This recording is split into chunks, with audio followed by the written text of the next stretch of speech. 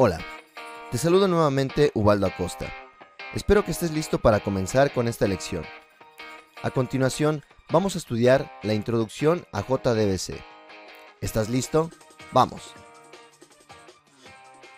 ¿Qué es JDBC? En esta lección vamos a revisar algunas características del API de JDBC.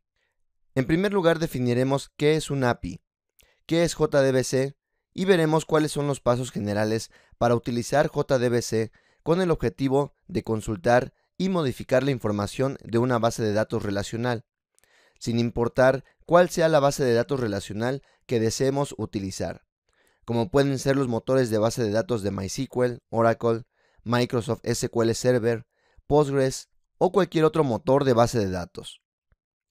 Un API, Application Program Interface, es un conjunto de clases, en este caso de clases Java, las cuales normalmente se encuentran empaquetadas en un archivo conocido como JAR, Java Archive File.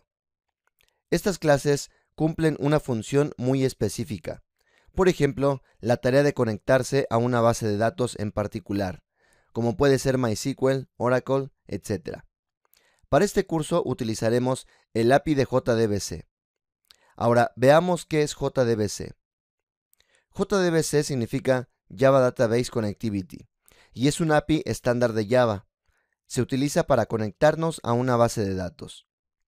El API de JDBC define un conjunto de interfaces y clases Java, las cuales deben ser implementadas por cada proveedor de base de datos con el objetivo de brindar la funcionalidad para consultar, modificar y realizar otro tipo de tareas sobre la base de datos de cada proveedor que seleccionemos. Por ejemplo, estos proveedores son Oracle, MySQL, Postgres, entre otros. JDBC nos permite ejecutar las operaciones básicas sobre una base de datos, como son las operaciones conocidas como CRUD, es decir, Create, Read, Update y Delete, entre muchas otras tareas más. En resumen, cada manejador de base de datos implementa la especificación descrita por el API de JDBC, y cada manejador de base de datos proporciona su propio controlador, es decir, su propio driver JDBC. Rol de JDBC en una arquitectura Java empresarial. En cursos anteriores comentamos que existen distintas versiones de Java para el desarrollo de aplicaciones. La versión empresarial de Java nos permite crear aplicaciones muy robustas y que soporten una gran cantidad de usuarios utilizando nuestras aplicaciones. Sin embargo, para crear una aplicación empresarial conlleva varios retos. Uno de ellos es crear varias capas lógicas en nuestra aplicación. Esto lo vamos a conocer como arquitectura de una aplicación empresarial. Como podemos observar en la figura, una aplicación empresarial en Java se compone de distintas capas de información. Cada capa tiene una función muy específica. Dividir una aplicación en capas tiene varias ventajas, como son separación de responsabilidades, mejor mantenimiento a la aplicación y especialización de los programadores en cada una de las capas lógicas. La base de datos almacena la información de la aplicación empresarial. JDBC nos permite comunicarnos a través de la capa de datos con la base de datos. JDBC, según hemos comentado, es un API que se utiliza en la capa de datos, por lo que su rol es muy importante en una aplicación Java empresarial. Existen otras tecnologías como Servlets y JSPs o también EJBs. Sin embargo, esas tecnologías las estudiaremos en otros cursos debido a que aplican en otras capas lógicas.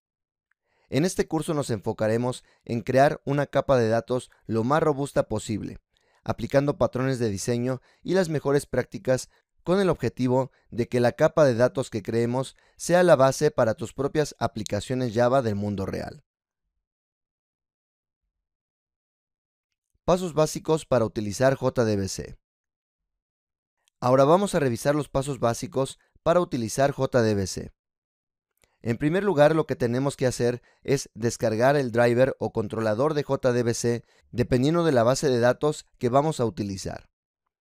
En segundo lugar, una vez que hemos descargado nuestro driver, agregamos el controlador descargado al ClassPath de nuestra aplicación.